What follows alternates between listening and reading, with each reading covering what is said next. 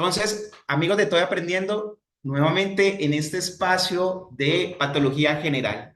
Y vamos a reconocer estas entidades patológicas. Vamos a estar los sábados de 4 a 6. Van a quedar grabadas para que ustedes puedan acceder en cualquier momento también a las grabaciones y podamos entonces ir trabajando cada patología. Recuerden, este espacio lo construimos todos. Entonces, si alguien tiene alguna aporte, pregunta, sugerencia, lo puede hacer. El objetivo es que podamos construir.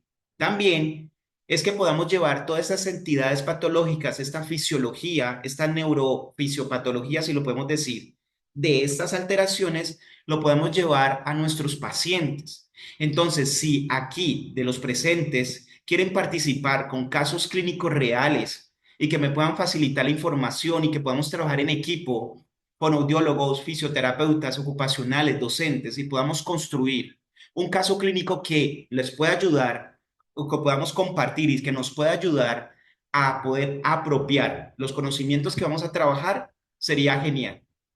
Entonces, vamos a ir desarrollando algunas características en cada tema. Vamos a ver parálisis cerebral, que es el día, o vamos a revisar el día de hoy. Espero que sea lo más productivo. Cuando lo estuve preparando me pareció muy productivo porque hace un paneo interesante de lo que tenemos ahora en la concepción del parálisis cerebral.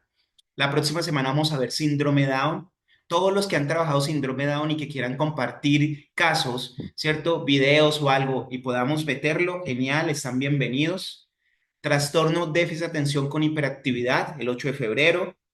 Autismo, también en febrero. Trauma craneal y vamos a hacer énfasis en UCI, ¿sí? En unidades de cuidado intensivo y en estimulación neurosensorial. Vamos a ver Parkinson y Alzheimer.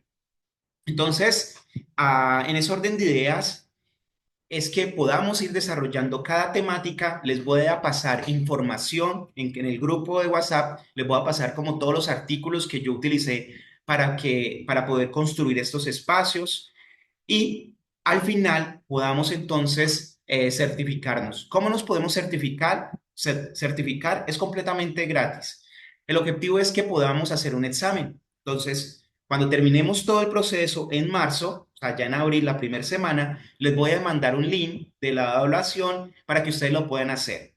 Son 100 puntos. Si ustedes sacan más de 60, se pueden entonces certificar. Yo entonces empiezo a hacer el certificado con toda la emoción, porque se trata es de desarrollar competencias, de actualizarnos y de construir conocimiento. Entonces, bienvenidos a este espacio nuevamente y vamos a empezar. Muchísimas gracias. Recuerden, si tienen alguna pregunta, sugerencia, me pueden escribir, ¿sí? Podemos ir y yo voy interactuando a través del chat con ustedes. Bien. Bien. Entonces, si no hay ninguna pregunta, sugerencia, vamos a empezar. Hoy vamos a revisar entonces parálisis cerebral. Es un tema que a mí pues me gusta muchísimo, en donde he podido y he tenido la fortuna de trabajar por varios años ya y vamos a trabajar mucho esa parte de la fisiopatología. También la clasificación que me parece determinante porque la clasificación hace que nosotros podamos proponer mejores objetivos de tratamiento. Vamos a dar algo de intervención relacionado con el caso clínico que les propongo el día de hoy. Entonces, bueno, ya dije que yo no trabajo mucho las definiciones y todo el material que hay, porque hay muchísima información de qué es la parálisis cerebral y cuáles son las características. No vamos a trabajar muchísimo eso, pero en las definiciones también está como toda la parte de lo que encierra la entidad patológica. Y me pareció muy importante dentro de esta definición de parálisis cerebral reconocer ese desarrollo histórico de la definición como tal. Ya hacia 1862, hace ya varios años, Little empezó a decir, mire, es un trastorno. Todavía no identifico bien, en ese tiempo todavía no lo identificaban bien, pero es un trastorno, ¿sí? Que se da en el primer año de vida y que además el paciente no mejora. Eso es como la definición que teníamos o con la que empezamos el concepto de parálisis cerebral. Va pasando el tiempo y vas, por ejemplo, le agrega, ¿cierto? Dice, sí, es un trastorno, pero que afecta ese primer año de vida, pero que después también el niño sigue teniendo dificultades, pero vamos a hablar es que afecta el cerebro inmaduro. Y ese concepto es interesante, lo voy a dejar ahí porque es muy importante. Cerebro inmaduro. Y ya, por ejemplo, el Comité para la Definición de Parálisis Cerebral, ¿sí? A nivel pues mundial, ese comité lo que hace es como recoger la mejor información de lo que se ha desarrollado en parálisis cerebral y coloca algo determinante y es limitación de la participación o limitación en la actividad. ¿Y eso nos suena a qué? A clasificación internacional del funcionamiento y la discapacidad y la salud. Ese es el nuevo concepto de la parálisis cerebral. Sí, es un trastorno, tiene estos elementos, ok, pero además estamos hablando de que estas dificultades pueden generar limitaciones en la actividad.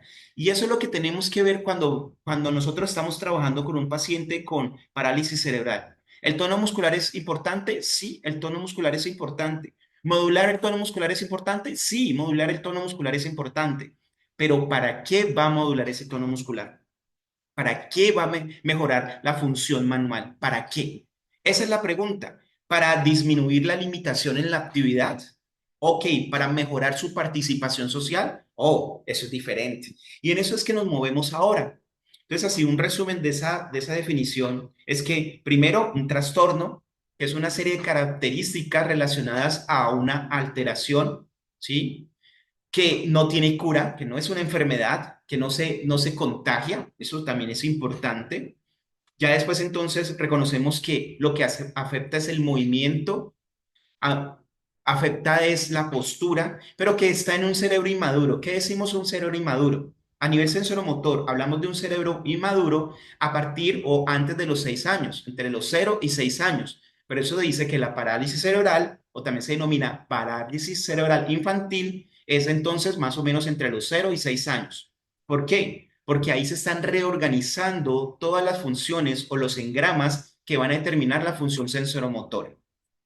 Y ya aquí adelante, con el Comité Internacional para la Parálisis Cerebral, ¿sí? Rosenbaum, que es el que lo lidera en estos momentos, habla pues de participación, ¿sí? Y toda la parte de que aunque solamente podemos decir que la parálisis cerebral es motora, también tiene otros compromisos secundarios y otras alteraciones, como una epilepsia, como problemas entonces en la postura que me crea deformidades, problemas en el sueño, problemas en la alimentación y que tenemos que estar ahí pendientes en cuanto al proceso de recuperación o el proceso terapéutico que le damos a la parálisis cerebral. Eso en cuanto a la definición. Quiero hacer referencia en cuanto a la incidencia, ¿sí? O la epidemiología. Y miren aquí algo muy interesante. Les tengo aquí esta primer parte a nivel general, es como recordando todos los, todos los elementos que se mueven a partir de la parálisis cerebral. Cuando uno le llega a una parálisis cerebral, también le llega una historia de vida. Pero esa historia de vida se relaciona también con el ámbito o el contexto donde se mueve ese sujeto. Por ejemplo, aquí en Colombia tenemos unas características con nuestro sistema de salud. En otros países, sí, los mexicanos que nos están acompañando, los chilenos, los argentinos, bolivianos, peruanos, panameños, sé que hay varias otras de otros países, tienen características, pueden tener características diferentes. Y nos dice la epidemiología que la parálisis cerebral tiene una prevalencia de 1 a 4 niños, ¿cierto? Por cada 1.000 nacidos, de 1 a 4. Pero también nos dice que en los países desarrollados tiene entonces de 1 a 1,5 por cada nacidos, por cada 1.000 nacidos. Esto es importante porque nos dice países Suramérica, países en desarrollo, tiene de 2 a 4,5. ¿Eso qué me está diciendo? Me está diciendo que, de todas formas, la parálisis cerebral se relaciona con la calidad de los procesos o las mejoras o los mejores hábitos y prácticas de atención. Que los sistemas de salud, unos mejores sistemas de salud más protegidos que los sistemas socioeconómicos, ayudan a que la prevalencia disminuya. Entonces, que en los países en donde tenemos más dificultad para acceder a sistemas de salud, en donde podemos entonces estar en mejores condiciones generales, de atención, la prevalencia aumenta, porque de todas formas es una patología que se relaciona con esos elementos. Además de eso, se ha reconocido que hay otros elementos, aparte de nacer en un país desarrollado o en vías de desarrollo, también entonces que apuntan a tener mayor probabilidad de desarrollar una parálisis cerebral. La más alta son los prematuros, lo que llamaban los prematuros extremos, y es los menores a 28 semanas. Un niño menor a 28 semanas, nacido vivo, menor a 28 semanas, tiene una prevalencia, una posibilidad de 82, o sea, la prevalencia es de 82 sobre 1000, que un niño entre las 28 y 31 semanas es de 43 por cada 1000 nacidos, que entre la 32 y la 36 semanas es de 6,8 en países en desarrollo. Mientras que un niño nacido de las 36 semanas, mayor a 36 semanas, 37, 38, ¿sí? 39 semanas, es un niño que tiene menos posibilidades, ¿cierto? Y la prevalencia es de 1,5. Esto es muy importante porque resulta que a veces nos llegan muchos niños con parálisis cerebral y que el antecedente ha sido eso, la edad gestacional. Ahora bien, pues eso ya qué importa, ya tiene la parálisis cerebral. No, a nivel del desarrollo, un niño de 36 semanas a un niño menor a 28 semanas tiene menos desarrollo neurológico, lógicamente. Pero esto me lleva a es que la parálisis cerebral se relaciona con un cerebro inmaduro. Entre más inmaduro, entre menos formado, menos fortalecido, la incidencia y sobre todo la causalidad va a ser más fuerte. En otras palabras, los niños con edades gestacionales más tempranas va a ser que la patología tenga menor o la recuperación va a ser menos o menor pronóstico. O sea que los resultados o los objetivos que nos coloquemos, lo más probable es que tengan mayor dificultad en lograrlo que cuando un niño no se relaciona con la edad gestacional. Esto es muy importante y lo hemos sabido dentro de la práctica clínica. Cuando tenemos un niño con parálisis cerebral que es entonces prematuro, ¿sí? Ese niño lo más probable es que tenga mayor dificultad, mayor tono muscular, el tono muscular es más aumentado, la limitación en la movilidad entonces se enmarca más, o sea, sea más dificultad. Y eso, hay estudios que lo relacionan y dicen, es más difícil el proceso terapéutico en estos casos. Hay que tenerlo en cuenta. Cuando a mí me llega un niño con parálisis cerebral, esos datos de cómo fue el nacimiento, pero cuál era la edad gestacional, es entonces importante para tenerla en cuenta e iniciar un proceso terapéutico lo más pronto posible y lo más centrado en los procesos de alcanzar los resultados que queremos. Otra que se relaciona es el peso al nacer. Niños que pesaban menos de 1.500 gramos tienen una incidencia de 59, ¿cierto? Por cada 1.000 nacidos. Entre 1.500 y 2.000 bajaba a 10 y los mayores a 2.500 gramos de 1,5 en países desarrollados. Teniendo esa en cuenta esa epidemiología, también tenemos que reconocer, y hay muchísimos estudios, cada vez se hacen más, en cuanto a qué es lo que me puede causar la parálisis cerebral. A veces pensamos que la parálisis cerebral solo se da por una hipoxia perinatal. Uno piensa, parálisis cerebral, hipoxia perinatal. Pero en este momento, en los países desarrollados, la hipoxia perinatal no es el mayor factor que ha desencadenado la parálisis cerebral. ¿Por qué? Por el mismo proceso de asistencia médica. O sea que en la medida que nosotros mejoremos los procesos de atención, y estoy hablando de todo el equipo médico, todo el equipo pues, de atención perinatal, va a hacer que esa incidencia pues disminuya. Pero a la vez se han reconocido otros elementos que están inclusive antes, ¿sí? Antes de la gestación, que van a determinar y en esos estudios, por ejemplo, opiniones sobre la actualización, epidemiología y factores de riesgo, hacen un estudio bastante interesante de cuál son como los antecedentes que podemos reconocer para el desarrollo de una parálisis cerebral. Y aquí están y los colocan inclusive en categorizados, o sea, en orden de importancia. Antes del nacimiento, en la preconcepción, o sea, elementos que determinan puntualmente a la madre, se relaciona muchísimo la muerte fetal.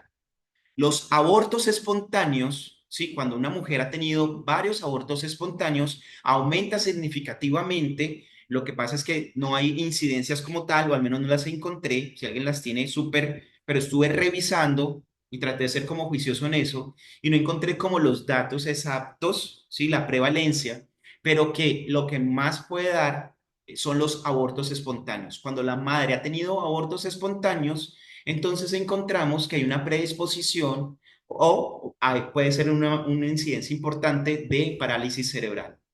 Definitivamente la asistencia médica, ¿sí? Toda la parte de la asistencia médica, pero antes de la concepción, o sea, el estado de salud de la madre, las malformaciones, ¿sí? Todas las malformaciones o las alteraciones de salud que pueda tener entonces la madre relacionado con la nutrición, y aquí es muy importante, o sea, madres que han tenido antecedentes de desnutrición. Y algo muy importante, no es que la mamá está gordita, ojo, la mamá que esté gordita no significa que esté bien nutrido. Les digo porque en el ámbito, cierto, cotidiano, las personas entonces dicen, no, es que no se ve delgado. No, no tiene que ver si está entonces con peso, que se vea con un peso adecuado o por debajo, sino la nutrición tiene varios elementos. Y esto es importante tenerlo en cuenta.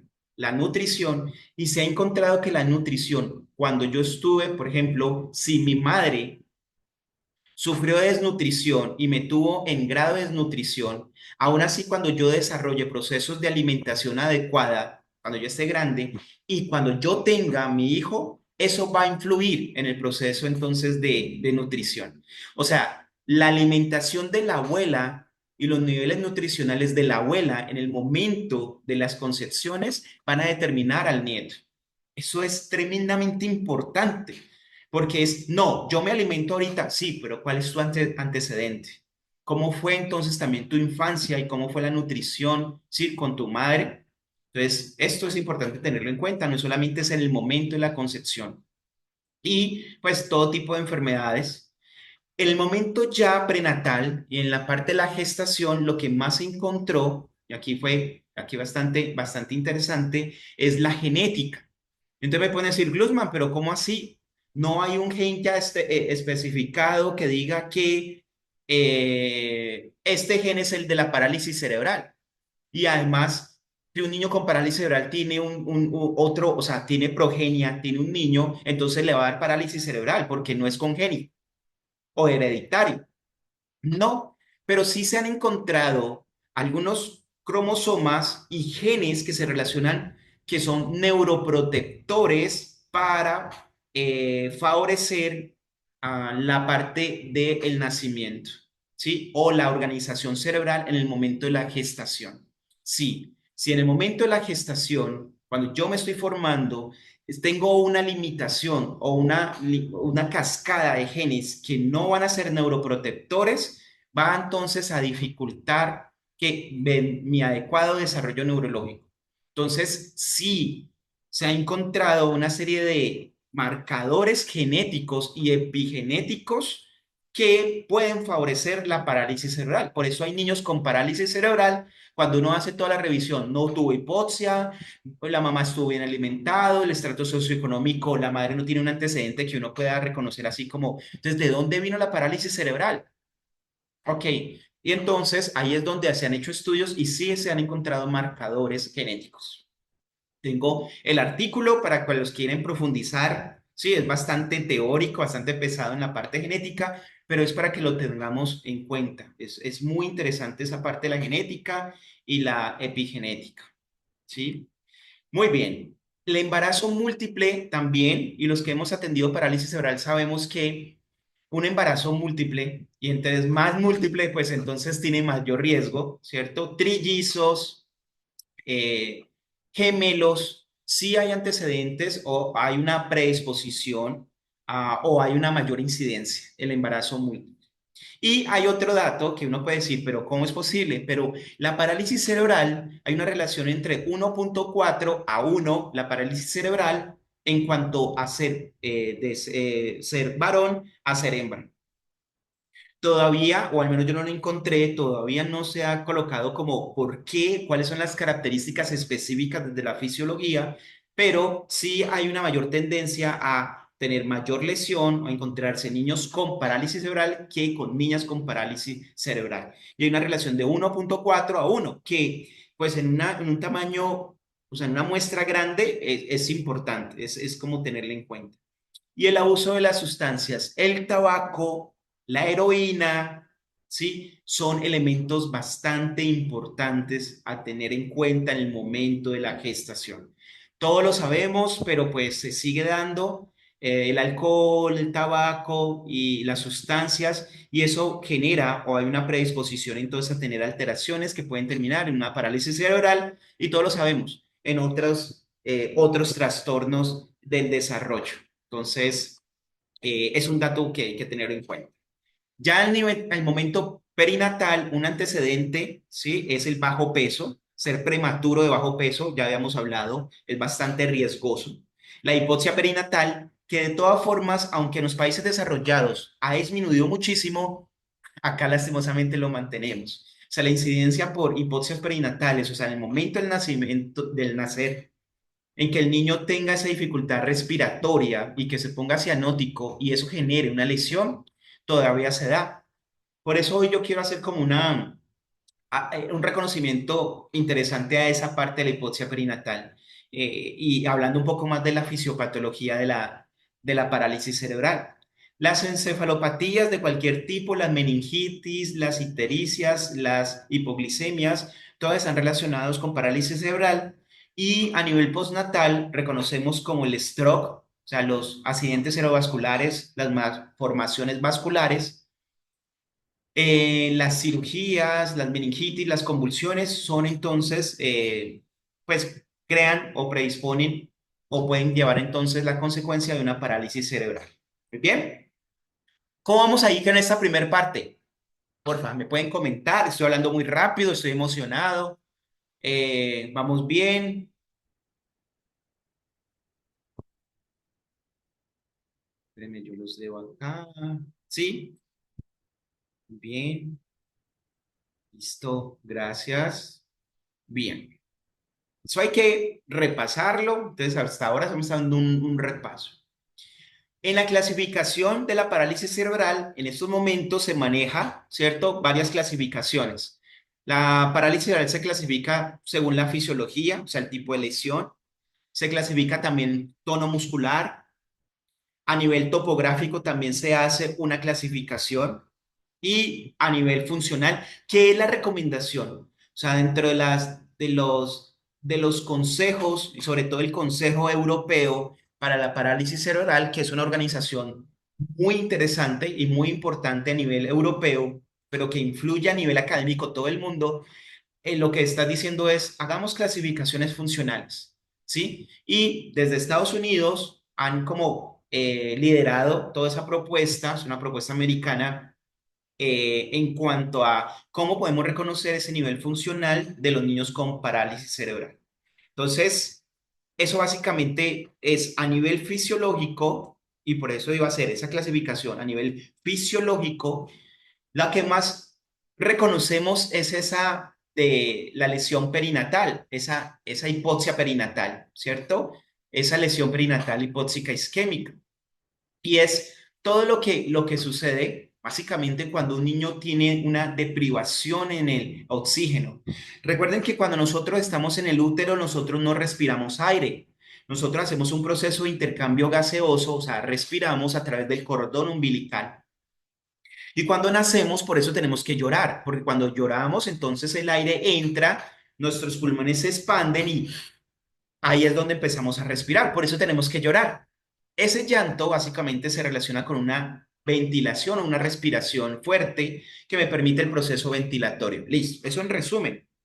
Cuando eso no se da y un niño nace, entonces sus pulmones se colapsan, y ese cambio entre el proceso del cordón umbilical al aéreo, pues no se da, empieza entonces a generar unas alteraciones bastante fuertes, sobre todo en neuroquímicos.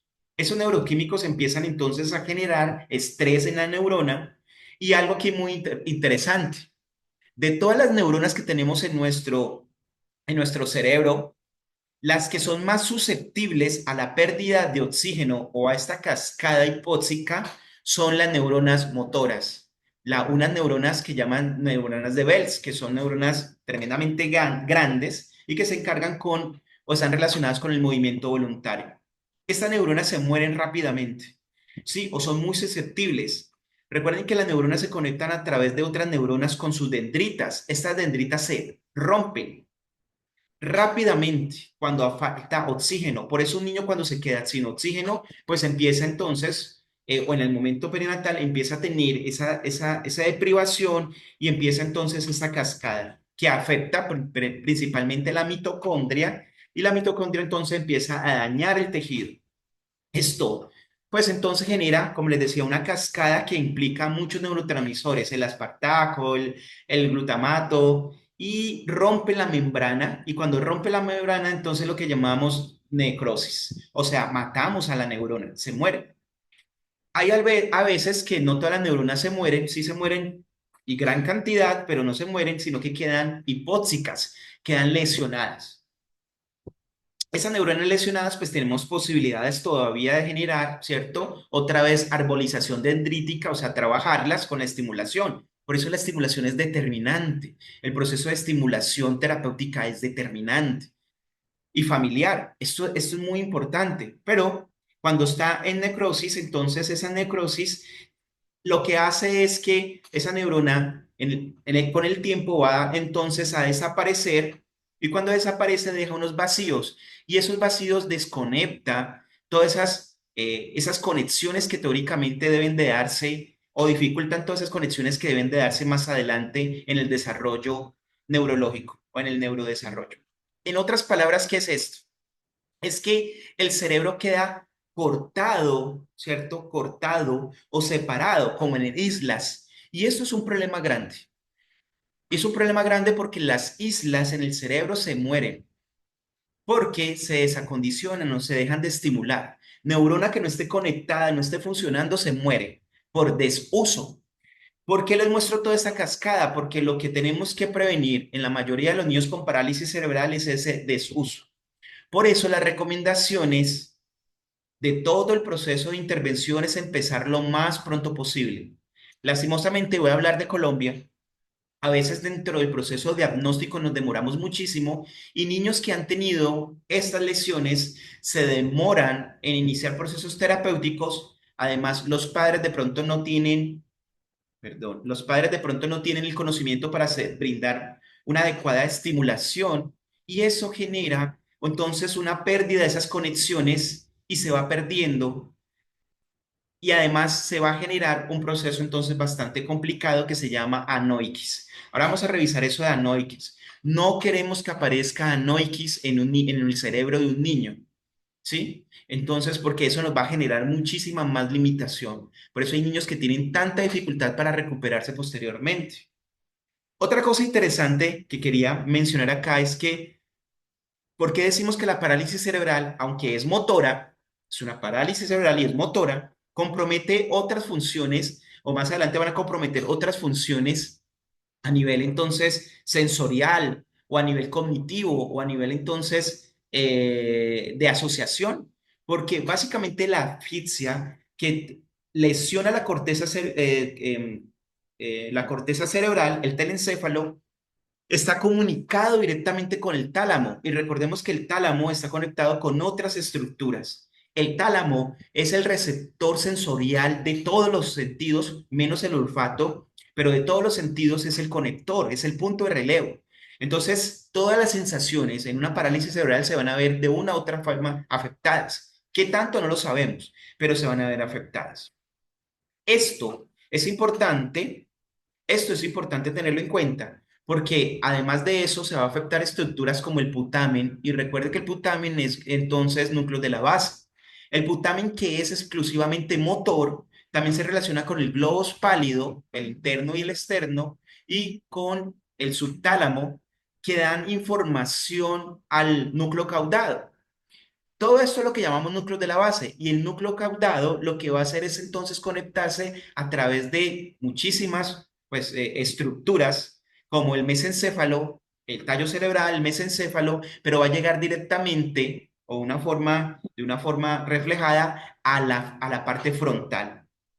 Aquí bien podemos entender entonces que sí el nivel cognitivo de un paciente se puede ver afectado con la alteración motora y que depende el nivel de la asfixia, ¿cierto? Y depende de las alteraciones y la estimulación que nosotros hagamos a nivel sensoromotor, lo que podemos entonces subsanar las dificultades cognitivas de un niño con parálisis cerebral. Aquí es algo importante porque parálisis cerebral no es sinónimo de alteración cognitiva, pero hay una relación directa entre las conexiones que si no se trabajan adecuadamente, sí van a terminar en una alteración cognitiva. Es entonces lo que hablábamos de anoiques. Anoiques sí es una alteración, es una muerte celular. Y eso es lo que básicamente vamos a perder en un niño con parálisis cerebral que no tiene una adecuada estimulación. Es muerte celular.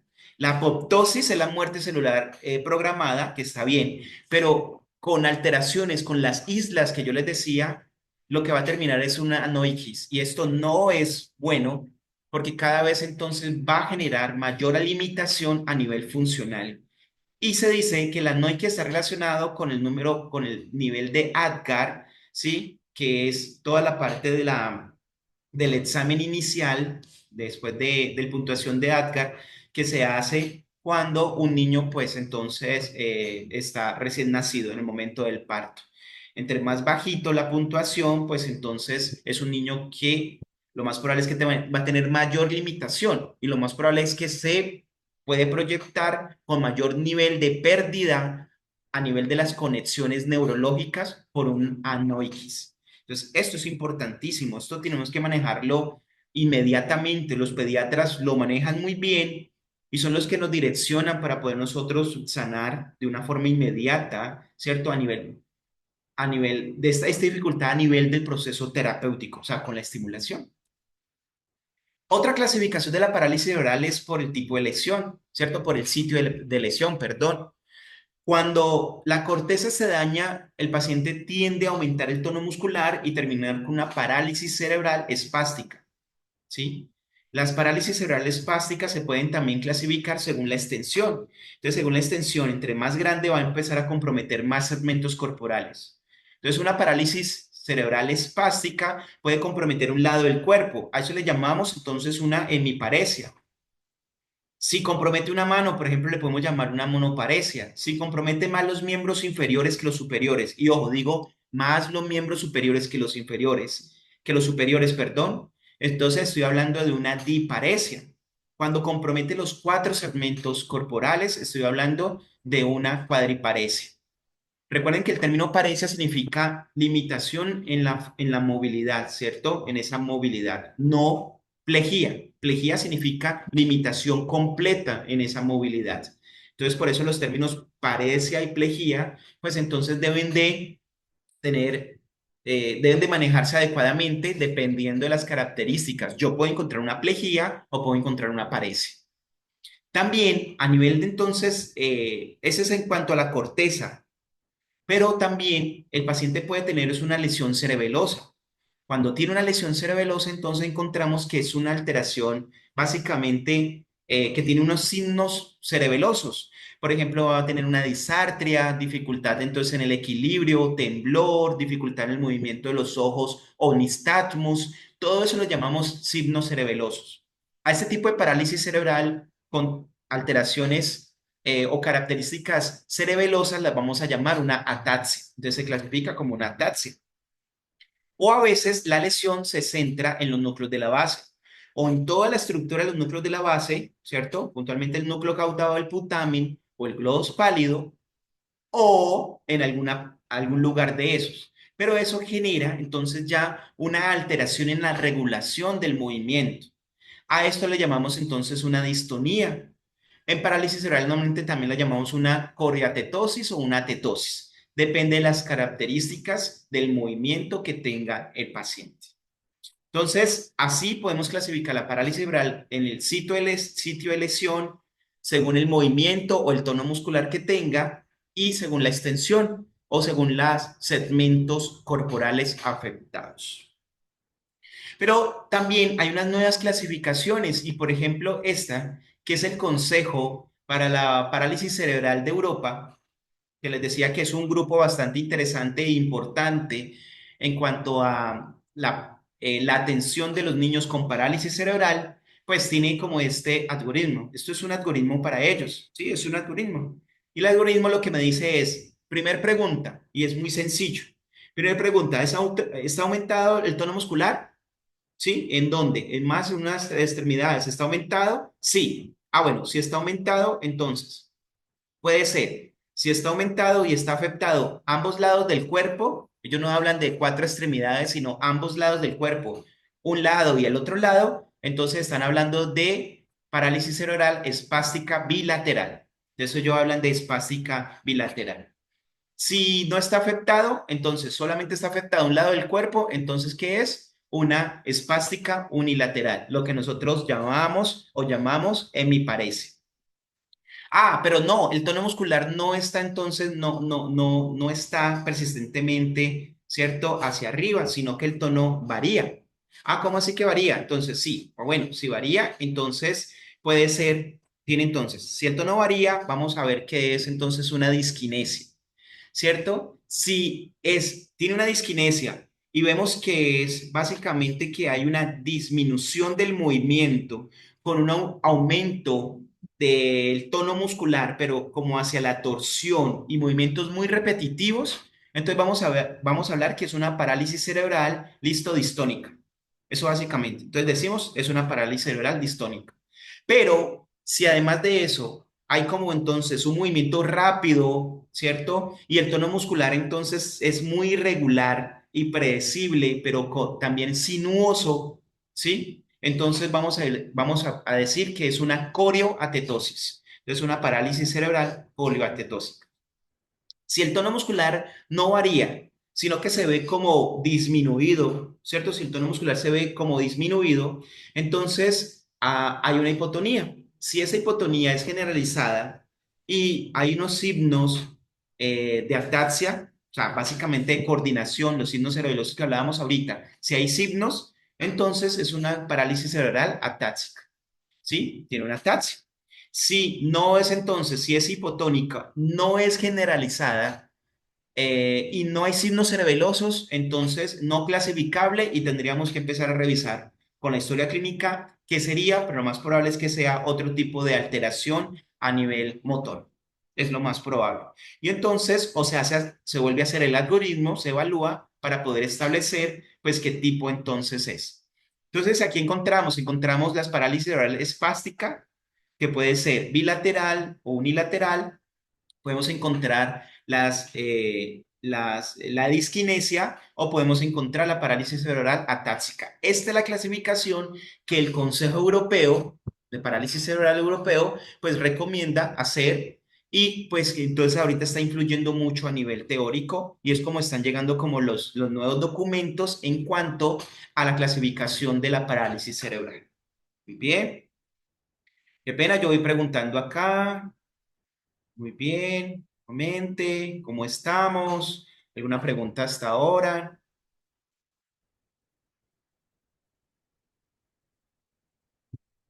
Bien, ok.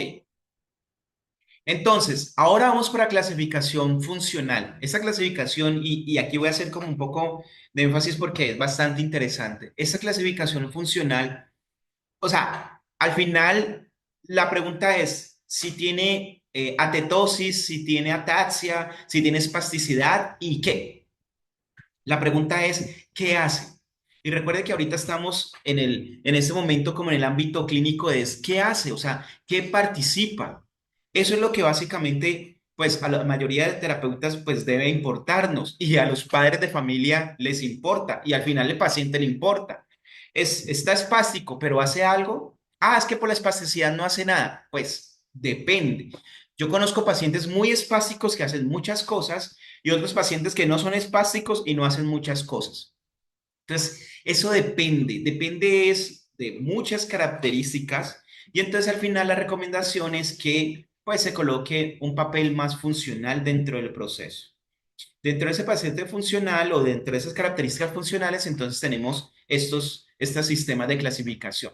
Los sistemas de clasificación de la parálisis cerebral, aquí los tengo, son 5, y entonces básicamente están clasificados por niveles. Esto empezó desde una clasificación que era la Gloss Motor, no sé si se recuerden, que es entonces hay una escala, ¿cierto? La escala de funcionamiento o de funcionalidad motora gruesa, que es la Gloss Motor, pero hay un sistema de clasificación que clasifica al paciente según su nivel de deambulación. O sea, si el paciente camina, ¿cierto? Si el paciente se puede desplazar en el ambiente, es un paciente funcional. Y si el paciente no camina y necesita una silla de ruedas y a veces ni siquiera puede manejar su propia silla de ruedas, es un paciente que está bastante limitado. Y aquí están entonces las limitaciones. Entonces se colocaron 5 niveles. El nivel 1, donde les digo que básicamente es donde el paciente no tiene limitaciones y si tiene unas limitaciones las puede subsanar. Al nivel 5, que básicamente está en una silla de ruedas. Entre más nivel, ¿cierto? Más compromiso. Pues se hizo, a veces, pues no es suficiente solamente con la deambulación para clasificar a un niño según su parálisis cerebral, sino que se requerían otros sistemas de clasificación. Entonces, el sistema de clasificación en la función motora gruesa también pasó a tener la clasificación de su habilidad manual. Entonces, la escala, la MAT, que es la clasificación, ¿sí? De la función manual o la habilidad manual, también me califica, ¿cierto? Es un sistema de calificación con 5 ítems en donde tiene mayor función a donde tiene menor función. Y así es igual para las otras. Entonces, tenemos la función motora gruesa, la función manual, la función de comunicación, ¿sí? La función de alimentarse, incluye tragar, que es un elemento muy importante en la parálisis cerebral, y la parte de la función visual. Esos elementos entonces están condensados en estas escalas. Cada escala está subdividida, se subdivide.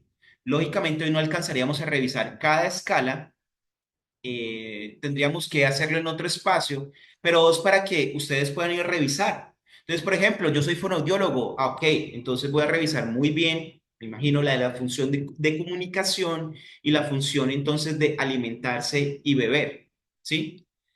La reviso y ahí vienen como toda la especificidad y podemos entonces clasificar a mi niño con parálisis cerebral según el nivel que tiene.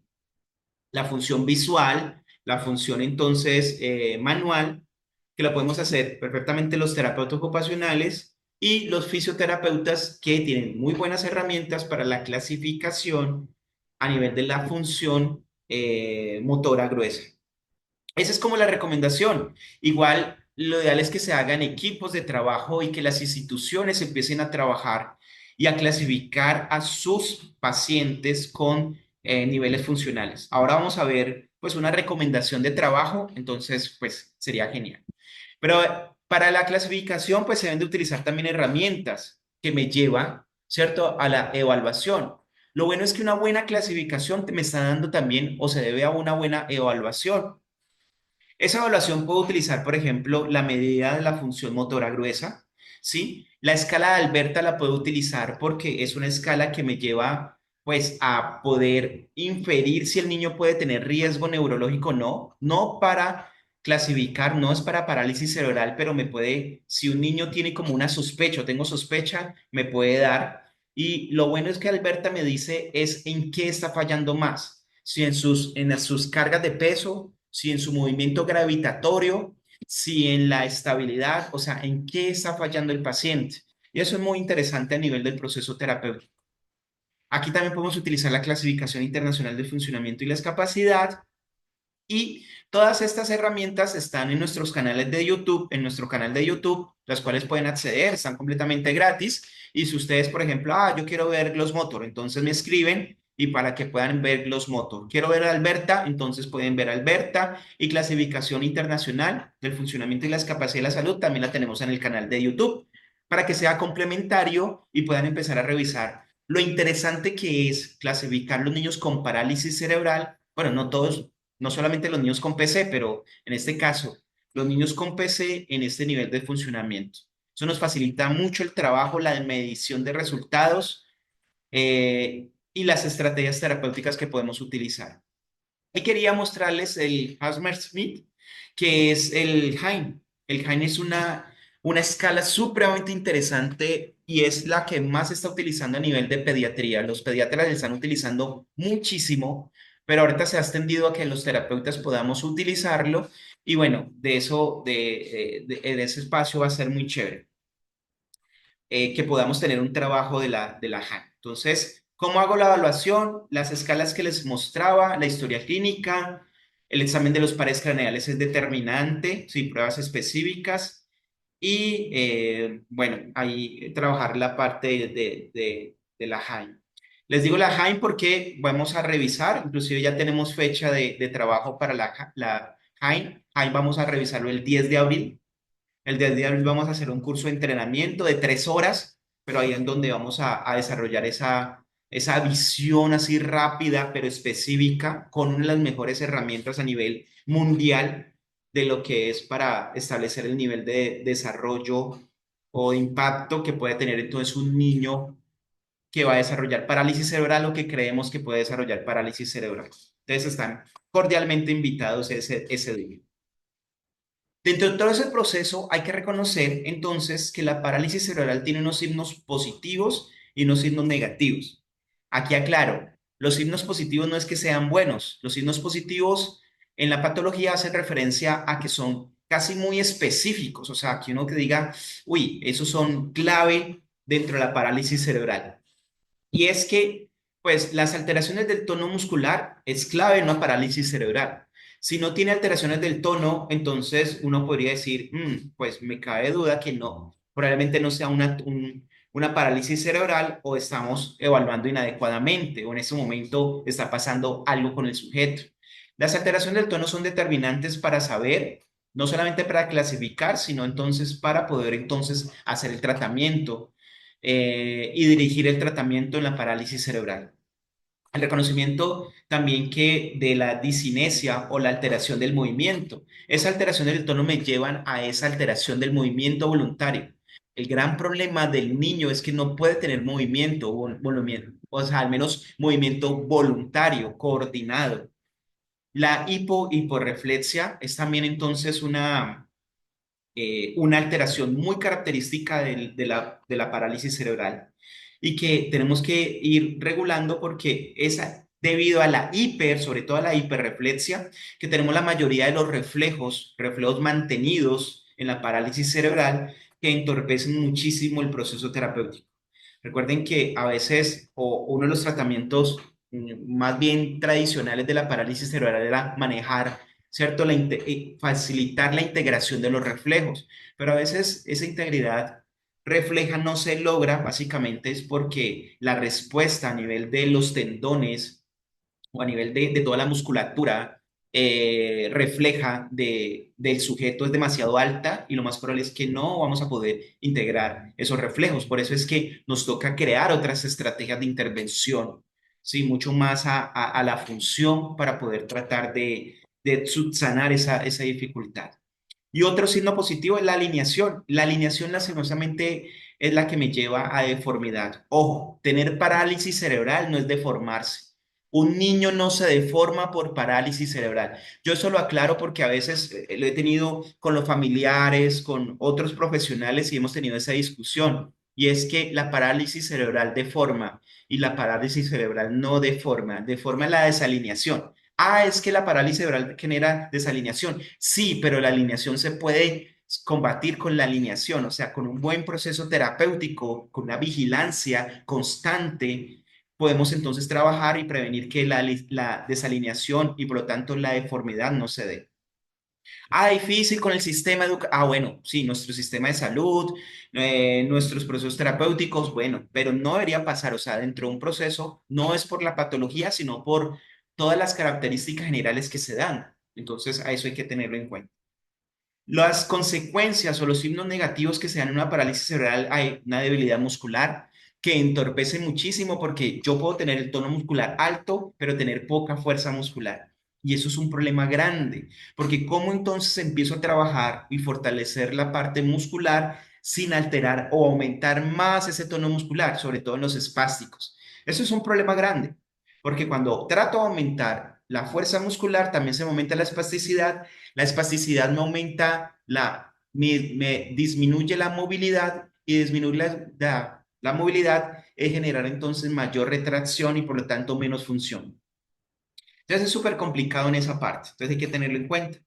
La incoordinación, el pobre equilibrio y todas las alteraciones de marcha se dan como consecuencia de todos esos signos positivos.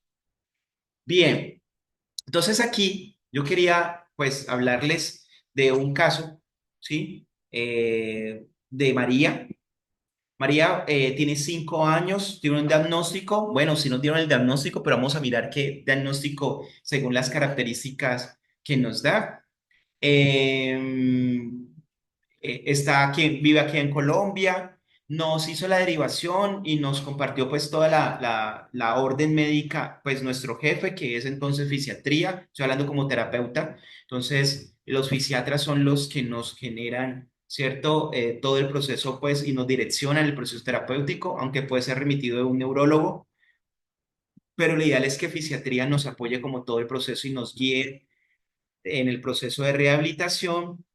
Tiene una entidad de salud que está prestando como el proceso terapéutico hasta el momento, tiene un estrato socioeconómico medio que permite, pues que no tiene mucho dinero, pero permite entonces como ir trabajando algunas variables importantes, como la compra de aditamentos o adecuar, por ejemplo, una silla de ruedas, que es importante, ¿sí? El nombre y la edad de la madre son datos importantes, ¿sí? Que se pueden tener en cuenta, así como la historia también de la madre. Antecedentes, por ejemplo, por depresión, por abortos, la condición general de la madre son datos importantes que podemos tener entonces en cuenta.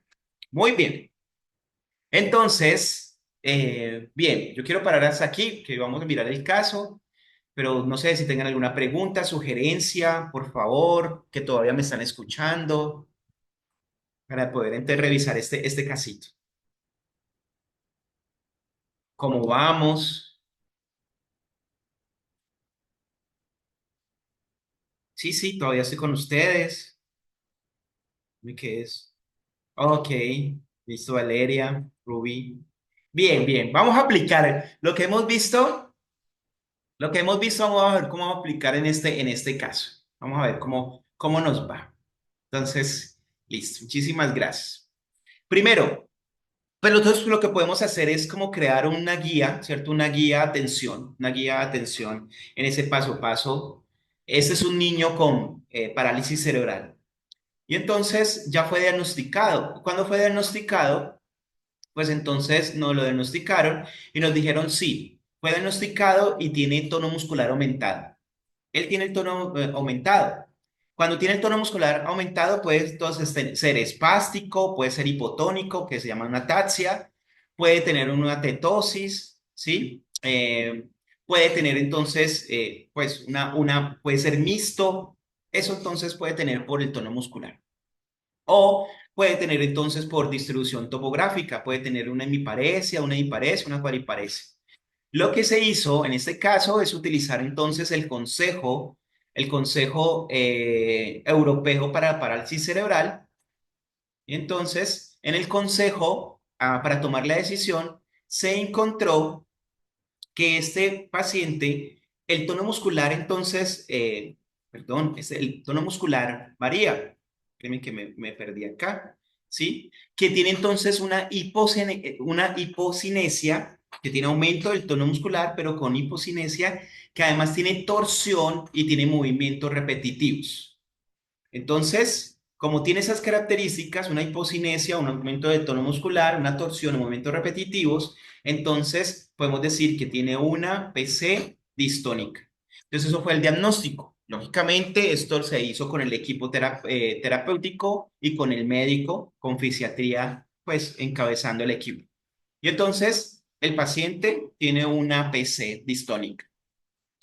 Dentro de ese proceso hay que reconocer por qué, pues cuál es el motivo de la remisión, la patología, reconocer la patología, las características, mirar si tiene diagnósticos secundarios, y aquí es importantísimo mirar a ver si tiene, por ejemplo, una baja visión, si tiene dificultades auditivas. Por eso aquí los potenciales evocados visuales y auditivos son determinantes.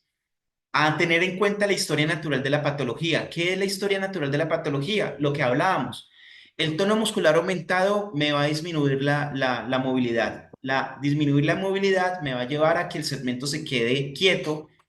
El segmento quieto me va a llevar a disminución de la fuerza muscular, pero también entonces a desalineación. Por lo tanto, el paciente se va a deformar. Esta historia natural de la patología me lleva a decir también que yo tengo que tener mucho cuidado con la parte respiratoria del paciente. ¿De qué muere la mayoría de niños con parálisis cerebral? Antes de los 4 años, los que tienen niveles funcionales de 4 o 5, según la clasificación. ¿Sí? ¿De qué mueren? O sea, ¿cuál es como la prevalencia o la razón de muerte de niños con niveles, con pocos niveles funcionales? eh, ¿Y qué es lo que los lleva entonces a fallecer? ¿Sí? Lo pueden colocar en el chat, porfa. Eso es una pregunta para el grupo. ¿Qué es lo que hace que ellos fallezcan? Menores a 4 años, que no se mueven, ¿sí? Que no caminan. Ok. Esto por acá dicen un paro cardiorrespiratorio, de neumonía, Elvia. Sí, sí, la mayoría muere de neumonía, ¿sí? Y alteraciones cardiorrespiratorias. Perfecto. Pero entonces, ¿eso qué nos está diciendo? Que un niño con poca función está comprometiendo la movilidad. Y compromete tanto la movilidad, no solamente de los segmentos de los miembros superiores e inferiores, sino de la caja ventilatoria. Y cuando compromete la caja ventilatoria, entonces va a comprometer, ¿sí? Todo el proceso cardiorrespiratorio. Y lo más probable es que de una gripa pase a una neumonía fácilmente. Eso lo trabajan muy bien los fonoaudiólogos, pero los terapeutas ocupacionales y los fisioterapeutas aportamos directamente a la reorganización y la prevención de estas alteraciones. Un niño no debería de morir por neumonía, ¿sí? Con parálisis cerebral. No debería morir. Claro, ningún niño debería morir por neumonía, pero en este caso, con la incidencia que es tan alta, no debería pasar. Y miren lo que está pasando. La historia natural me está diciendo que van a morir rápidamente por un problema de movilidad. Y eso es un problema de movilidad. Se hace entonces toda la evaluación como tal, ¿sí? Se utilizan entonces diferentes instrumentos. ¿Qué instrumentos se pueden utilizar? Entonces ya habíamos hablado. En este caso nosotros clasificamos por nivel de función. Clasificación por nivel de función. Encontramos que está en un nivel 3, ¿cierto? A nivel de su función motora. Es un niño que camina, pero con asistencia en la movilidad, ¿cierto? Que puede tener entonces un caminador, puede tener entonces un tipo de bastón, pero que logra, ¿cierto? Desplazarse. Y que, pues, puedes también, nivel 3 en esta función le llamamos también niveles intermedios. Ese que es el nivel intermedio, que para distancias largas puede utilizar silla de ruedas, pero que dentro de su casa o entorno inmediato puede desplazarse. Y eso es muy importante, porque aunque no todo el tiempo esté deambulando, pues no todo el tiempo también esté en silla. Esto es vital para el proceso de participación. Cuando nosotros hacemos el objetivo, o por ejemplo fisioterapia nos coloca el objetivo, nos dice, mire, lo que nosotros a nivel funcional queremos es, claro, muchísimas cosas, estabilidad, movilidad, modular tono muscular, sí, todos esos elementos son importantes, pero el fisio nos dice, nosotros queremos incrementar la participación en espacios abiertos con deambulación segura. Y ese objetivo es muy bello. Ese objetivo es muy bello porque el fisioterapeuta, en este caso, o el fisiatra, me está diciendo, queremos que camine más de forma segura. Y que, bueno, camine, lo camine con qué? Camine con función, o sea, camine con una intención. Aquí no está diciendo que se desplace más, está diciendo que aumente la participación social. O sea, que se vaya a ver el vecino o que se vaya a estudiar que se desplace con una intención. Ese es donde hablamos nosotros de un objetivo funcional y de participación, que ahí cabemos todos. Ahí cabe entonces un fonoaudiólogo, sí, un fonoaudiólogo también puede caber ahí. Un terapeuta ocupacional cabe ahí, ¿sí? Una persona, por ejemplo, un trabajador social, ¿participa ahí? Claro que sí, con todos los procesos. Un psicólogo participa ahí, sí, todos aportando desde nuestra experticia a que él pueda participar más en espacios abiertos con una deambulación segura. Ya aquí, por ejemplo, en el MAT, lo hizo un terapeuta ocupacional, estoy hablando de nuestro caso específico, lo hizo, entonces, es que sí definitivamente esta persona, esta niña, tiene una dificultad en la estabilización y la función motora fina muy grande y que su función manual requiere un marcado y continuo apoyo para la función motora. O sea, tiene todavía dificultad para comer sola. Por eso está en un nivel 4, o sea, es un nivel alto, ¿sí? En deambulación puede caminar, o sea, puede deambular un poco mejor, o sea, está menos comprometida que en la función manual, pero es una cuestión de función manual. Pero también me está diciendo que en cuanto ella mejore su deambulación, ¿a través de qué? De la estabilidad, de la movilidad, de su tronco, puede ir incrementando y con todo el apoyo que nosotros podemos hacerle, puede ir aumentando su independencia en la función manual. Por eso el terapeuta me dice, yo quiero favorecer la participación bimanual en actividades cotidianas. Es una actividad muy funcional. En otras palabras, que coma o que se vista. ¿Sí? Tiene todavía mucha limitación, pero lo va a lograr. Lo más probable es que lo va a lograr porque esa función motora está mejor, la función motora gruesa. Entonces trabajamos esa motora y a través de esa función motora gruesa podemos ir logrando mejorar esa función motora fina.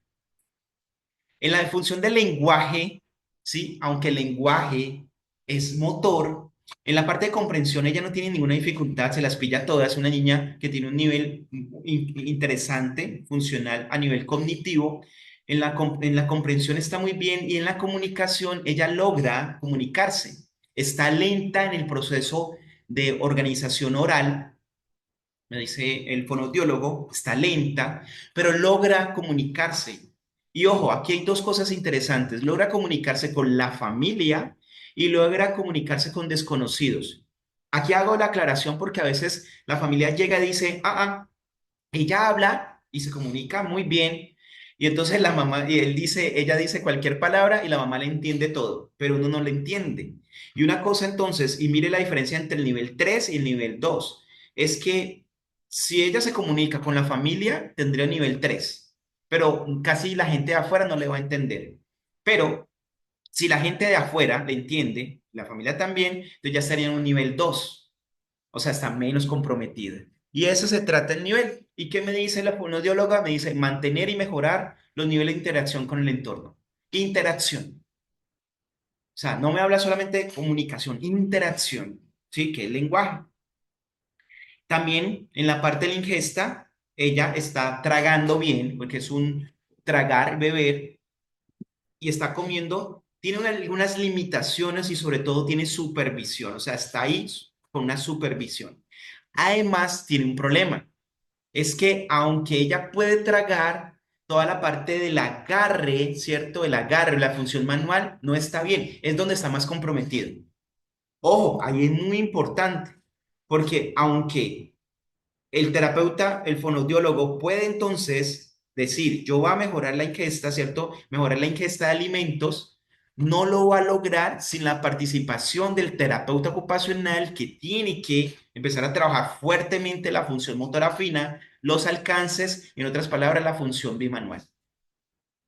Entonces, es chévere porque ahí se interconectan todo y podemos de verdad lograr unos objetivos transversales y lograr ese concepto de interdisciplinar, ¿sí? No cada uno por su lado, cada uno tomando elementos, sino que podemos lograr mucho esa parte de la interdisciplinaridad, que es lo que el consejo y lo que pues las prácticas, las buenas prácticas le aconsejan pues constantemente. La parte de la función visual también tiene un nivel 3. Dice que requiere adaptaciones, que funciona, que usa su función visual, que logra contactar y seguir visualmente, pero que tiene todavía limitaciones en esa función. Y sí, miren que la función manual y la función visual, ¿cierto? Sobre todo en la función visual, no tanto en la entrada sensorial visual, sino en la oculomotora. El problema aquí es la función oculomotora. Y la función oculomotora es función ¿qué? Fina. La función oculomotora es función fina. Entonces, este nivel de función, cuando logremos mejorar esa función bimanual, teóricamente también podríamos mejorar la oculomanual y por lo tanto mejorar o disminuir las adaptaciones que ella requiere en ese nivel y así ir mejorando, ¿cierto? En esos niveles. Esto es chévere porque realmente cuando uno lo hace de esa forma y le muestra al familiar y dice, su hijo está aquí y aquí y en unos 6 meses va a estar aquí y aquí, sí podemos realmente ver los resultados a nivel de la participación. Esa es una propuesta, pero lógicamente también tenemos, y esa está basada, por ejemplo, en la CIF, la clasificación. Este es un perfil CIF, ¿cierto? El cual, trabajándolo todos y calificándolos, mire que ahí ya está calificado, podemos encontrar entonces que, o podemos construir objetivos. Dentro de eso podemos decir, incrementar los niveles de participación en deambulación, comer y uso fino de la mano en función escrita. Mire que está ahí llevando. ¿Y por qué? Porque eso lo identificamos a través de qué? De la CIF. Recuerden que la CIF a través de su corset tiene todo organizado para parálisis cerebral. O sea, hay que utilizar esa herramienta. Cuando yo tengo un niño con parálisis cerebral, yo debo irme a la CIF porque la CIF a través del corset me está dando los elementos que tengo que evaluar. Y me dijo, de todos los elementos, los que califiqué, los que más están comprometidos son la deambulación, el comer, el uso fino de la mano en función escrita. Cuando yo logré eso, que él pueda deambular, poder comer y pueda escribir, ¿qué puede hacer? Pues lógicamente participar mucho más de ámbitos externos y con intención y mejorar mucho más en qué, en el colegio o empezar niveles entonces de procesos escritos. Eso me lleva a participación y además yo puedo decir, además yo quiero mejorar la movilidad, la estabilidad, ¿cierto? Y además entonces modular el tono muscular. Eso básicamente ya me lo está dando mucho más a nivel neurológico.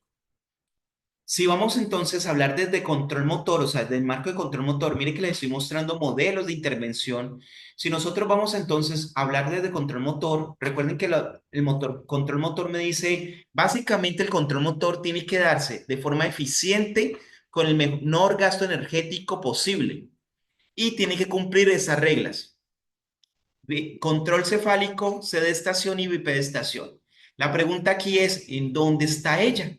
Entonces uno hace todo el proceso de evaluación y encontramos que, aunque ella tiene un control cefálico, ella todavía no tiene un control cefálico tan eficiente y económico.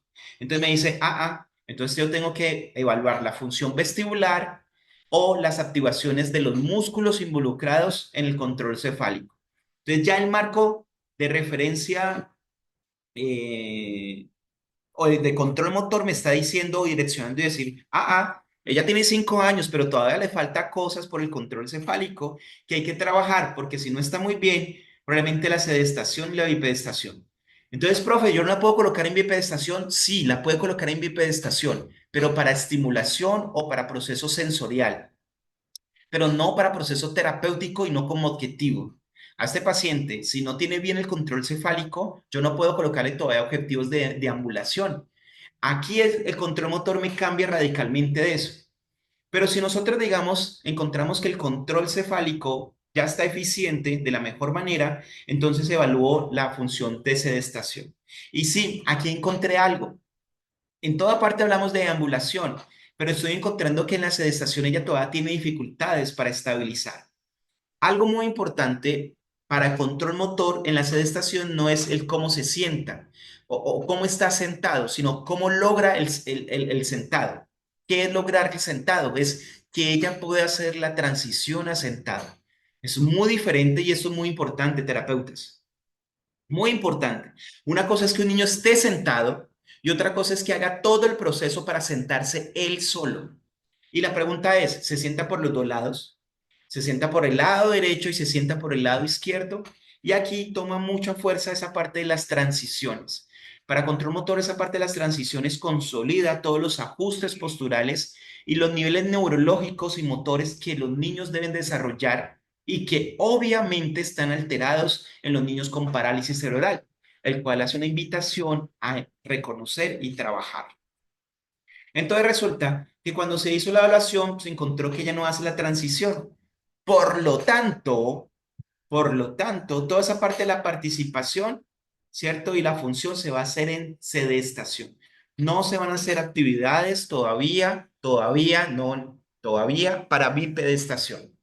Yo sé que esto rompe completamente porque me dicen 5 años, profe, tiene 5 años, tiene que caminar. Sí, pero no se está sentando primero bien. No importa que lo compense caminando, no se está sentando bien. Y debe desarrollar, basados en el control motor, que me dice que tiene que hacerlo eficiente y con el mejor. Ahora bien, si yo tengo otro marco más neurodesarrollista, más de intervención, ¿puedo trabajar entonces bipedestación? Sí, lo puedo hacer.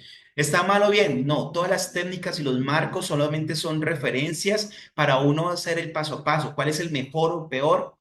Pero lo que queremos con en control motor, por ejemplo, es si yo me demoré un poquito más, porque cuando ya logré la estabilidad y la movilidad, lo más probable es que pase rápidamente a bipedestación y lo haga muy bien.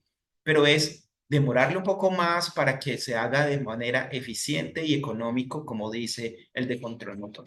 Lógicamente, eso tiene sus alineamientos, eso tiene su trabajo, eso no es así de sencillo de no y solamente se de estación.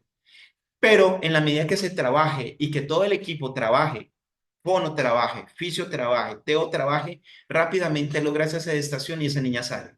Ese fue el caso. Esa niña salió rápidamente y mejoró mucho su deambulación, ¿sí? Tanto que, pues, este es un caso exitoso en cuanto a los procesos de participación social, en cuanto, pues, de intervención con esta niña. Hay otro modelo, ¿cierto? Que es el piramidal. En cuanto al piramidal, lo que yo, sí, voy a tener en cuenta es los parámetros de la función piramidal, la movilidad, el tono muscular, la fuerza y la resistencia. Cuando se daña el cerebro, se daña el movimiento voluntario. Y lo primero entonces que se altera es la movilidad.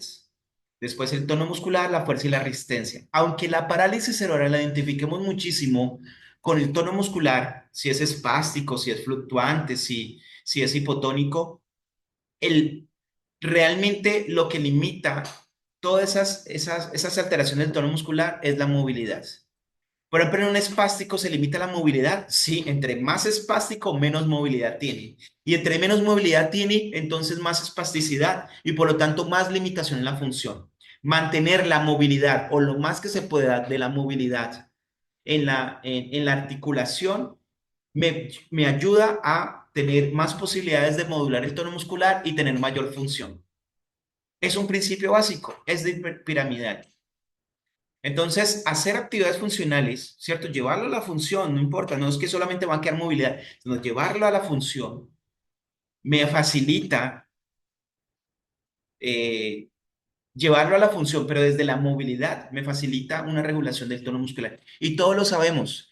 Cuando hemos tenido un paciente súper espástico, ¿cómo hacemos para modular ese tono muscular? Movilizamos el segmento y movilizamos el segmento y baja el tono muscular. Es un principio básico. Además, disminuye el dolor, que es una de las limitaciones y que a veces, como el niño no lo manifiesta, creemos que el niño no tiene dolor y los niños tienen dolor. O en la mayoría de los casos tienen dolor por la falta de movilidad. Profe, pero es que es hipotónico y se mueve mucho, entonces no tiene el problema. Ah, resulta que la movilidad exagerada también produce dolor porque genera inestabilidad. Y a nivel de los receptores musculoesqueléticos y músculos cutáneos, hay una referencia de dolor por mucha movilidad. Entonces también produce dolor. Además, la poca movilidad me genera poca recepción y reconocimiento de la presión articular, la cual me ayuda a disminuir más el tono muscular. En otras palabras, la movilidad exagerada me va a disminuir el tono muscular y si el paciente es hipotónico, pues entonces mayor dificultad.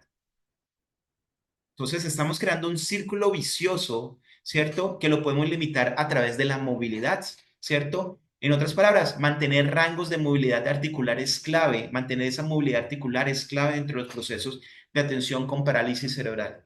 Yo es de lo primero que aplico. Yo lo primero que aplico es movilidad articular. O sea, la movilidad articular es muy importante, ¿sí? Por elongación, por estabilidad articular, por el rango como tal. O sea, hay muchas estrategias terapéuticas para lograrlo, pero yo lo que trato de es mejorar y mantener los rangos de movilidad. Para trabajar fuerza, tono muscular, fuerza y resistencia. Entonces, eso es como el proceso. Entonces, a este paciente también por el proceso se trabaja mucha movilidad y a través de la movilidad, posicionamiento. Y básicamente, pues eso me lleva a qué? A trabajar enderezamientos, ¿sí? O sea, toda la parte de la capacidad para enderezar mi cuerpo en contra de la gravedad, muchísima transición y estabilidad en sedente con activaciones musculares, que me va a favorecer entonces la alineación de la cabeza, muchas actividades que me involucran entonces cambios de posicionamiento de la cabeza para la estimulación vestibular, ¿sí? Y transiciones de supino a prono, de supino a prono y supino a sedente, de sedente a cuadrúpedo o a bípedo, en este caso más hasta sedente, ¿cierto? Esas transiciones de supino a sedente son claves para lograr y mejorar esa sedestación y desde control motor, como ya decir, bueno, puedo trabajar de ambulación y algo que ha funcionado, que a mí me funciona y que no tiene mucha evidencia, se los digo una vez, pues no tiene mucha evidencia, pero que es muy importante, son las posiciones inhibitorias reflejas, sobre todo para los niños con reflejos. Las posiciones inhibitorias reflejas, sobre todo para los niños con marcada tendencia a los reflejos, es muy interesante. Los espásticos, por ejemplo, cuando un tónico cervical asimétrico no me está dejando alinear o sentar al paciente, hacer una posición fetal y mantenerla durante unos segundos, 10, 20 segundos. Esa posición fetal me ayuda a regular el tono muscular y me ayuda a disminuir e inclusive a integrar el reflejo. Los tónicos cervicales asimétricos con rollito, lo que llamamos oposición fetal, esa es una posición inhibitoria refleja. Eso ayuda muchísimo. Eso ayuda a que vuelva otra vez entonces a reorganizar su control postural y a disminuir esas dificultades en control postural y me ayuda entonces a poder intervenir. Entonces, con esta niña también se hicieron muchas actividades de posicionamiento de inhibición refleja y se ve muy bien, o sea, funciona para poder mantener, por ejemplo, una posición tan alineada y funcional como esta. Algo, y no me puedo ir uh, sin enmarcarlos en esto y que debemos de trabajar los terapeutas y que hay que tener en cuenta en parálisis cerebral y en muchas otras patologías, pero quiero enmarcarles el posicionamiento. Y aquí los terapeutas físicos, ocupacionales, fonoaudiólogos, todos enfermeros, padres de familia debemos de participar muchísimo y es el posicionamiento, lo que les decía. La parálisis cerebral no deforma, o sea, no deforma, ¿ok? Es básicamente una consecuencia de todo el proceso, en todo el posicionamiento es determinante. Si nosotros tenemos un niño en esta posición y lo mantenemos en esa posición, pues entonces básicamente se va a dar una deformidad y eso va a generar escoliosis, subluxaciones, desalineaciones, dolor, o sea, incomodidad. Esto es bastante complicado y esto no debe pasar. Entonces, es muy importante que los terapeutas estemos muy aplicados y muy juiciosos en la parte del posicionamiento. Es casi de lo primero que yo trabajo. Entonces, es muy importante y hay que mencionarlo. Nosotros podemos hacer sedestadores, podemos hacer, por ejemplo, para miembros superiores, los terapeutas ocupacionales, para este dedo cortical, este dedo metidito, podemos hacer espicas para pulgar. Si nosotros vamos a manejar bipedestadores que estén alineados, bien sujetos. Estos sedestadores, por ejemplo, son súper económicos, son fáciles de hacer. y funcionan muy bien, o sea, las sillas, nosotros tenemos que revisar las sillas donde está el niño, no solamente en la silla de ruedas que lo llevan, sino en donde se va a estar en la casa, porque nosotros de nada vale que nosotros estemos trabajando alineación en el marco que sea, pero nosotros estemos trabajando alineación y en la casa esté desalineado. Eso no va a servir el proceso terapéutico. Entonces tenemos que ser y asumir la responsabilidad de ser los líderes en la parte del posicionamiento del niño. Aquí los terapeutas ocupacionales deben ser los líderes del posicionamiento de los niños en su cama. Tenemos que reconocer la mayoría de las deformidades que se dan en los niños con parálisis cerebral se da cuando duermen por los colchones que tienen los niños. Terapeutas ocupacionales, protocolos de intervención. Profe, ¿qué hago primero? Mira a ver cómo duerme, dónde duerme y si lo puede alinear. Es determinante y es importantísimo que nosotros vigilemos cómo está entonces y qué podemos hacer. Lógicamente, y lo que les decía, si nosotros son padres de recursos, pues es mucho más fácil a padres que no tienen recursos, pero tenemos que mirar la forma en que nosotros podemos ayudar. Siempre podemos ayudar a que podamos alinear de la mejor forma posible en todos estos posicionamientos que habíamos hablado. Miren que dentro de este proceso uno puede hacer esa evaluación y utilizar muchísimas después técnicas. Podemos utilizar BOVAT, CAVAT, Brustron, RUT, inclusive algunas acciones entonces dentro de integración sensorial, ¿sí? Específicamente para algunas cosas muy puntuales. Pero el establecimiento de los marcos de referencia sí depende de esos enfoques que vamos a utilizar, pero sobre todo el plan de intervención deben estar modificándose y revisándose constantemente.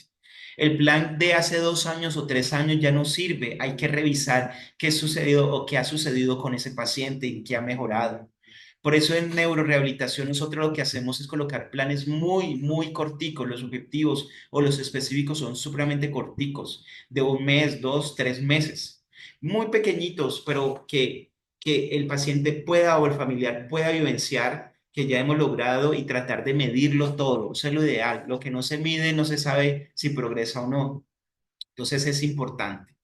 Algo muy importante también de la recomendación es que las fechas de alta y seguimiento no deberían de ser opcionales con niños con parálisis cerebral. Plusman, ¿cómo así? Si al niño no les va a quitar la parálisis cerebral, sí, pero el proceso terapéutico en algún momento debe terminar. Y yo sé que son niños que son muy complicados y que van a pasar años en el proceso terapéutico, pero deben de evolucionar y buscar que en algún momento pues ya no necesiten, no de los procesos terapéuticos, pero sí de las características de los procesos terapéuticos, ¿sí? E inclusive cambiar de terapeuta, cambiar de lugar de intervención, cambiar de técnica a veces puede favorecer los procesos. ¿Sí? Y no como a veces pensamos de, ay, no, ya, entonces no va a estar conmigo, entonces no va a mejorar. O sea, hay que ser conscientes que la modificación de las prioridades de las necesidades y los planes de intervención son adecuados en los procesos en la medida que se hagan adecuadamente. Y por eso esos son esos espacios, que nosotros podamos cada vez tener mejor nivel de intervención para que cuando lo tengamos todos, en el momento de que yo suelte mi paciente con otro terapeuta, sé que va a utilizar de pronto la misma técnica, pero con elementos diferentes que pueden entonces volver un poco más, menos repetitivo y que puedan generar entonces cambios sustanciales en ese cerebro. Eso es importante. Entonces también el estado de alga son importantes, ¿sí? Ahora bien, aquí Ruby me dice, ¿cada cuánto? Eso depende. En Colombia es súper complicado con los planes de trabajo porque lastimosamente nuestro sistema de salud no favorece, sí, a veces la continuidad dentro de los procesos o a veces los perpetúa. Esto es lastimoso, pero en nuestro sistema de salud. Y es básicamente como está diseñado nuestro sistema. Estoy hablando de Colombia, pero eh, en modelos ideales, ¿cierto? En donde estamos aplicando la función y midiendo y clasificando por la función, sí, le debería al menos cada año sentarse nuevamente y revisar todo el plan y encontrar cuál fue el alcance funcional y participativo de ese sujeto. Ah, que fue muy poco, ya está hablando más, ya no solamente está hablando con los primos, sino con peladitos que van en la calle. Mejoró, mejoró. Ya entonces está escribiendo ta, ta, ta, y entonces hoy ya lo metieron al colegio. Mejoró, mejoró, o sea, mejoró. Ya entonces la silla no la está utilizando casi, no solamente 2 veces al día. Mejoró, mejoró. Entonces, en esa parte, no tendríamos como, como una recomendación, es decir, cada se va a combinar y se va a hacer una modificación del plan. Además, porque el plan en función debe hacerse interdisciplinar. Parar un momento, reunirme con el fisio, con el teo, con el fisiatra, con el fono y decir, estos van a ser los funcionales, en esto está en la clasificación y así vamos a trabajar. Entonces, nuestro sistema de salud no va a favorecer. Si es un sistema más ideal, yo pienso que un plan de intervención cada 6 meses o cada año, depende del nivel funcional. Entre más comprometido el paciente, pues entonces de pronto no lo vamos a hacer tan inmediato. Pero entre menos comprometido, o sea, más funcional, sí debemos estar vigilando ese plan cada al menos 6 meses.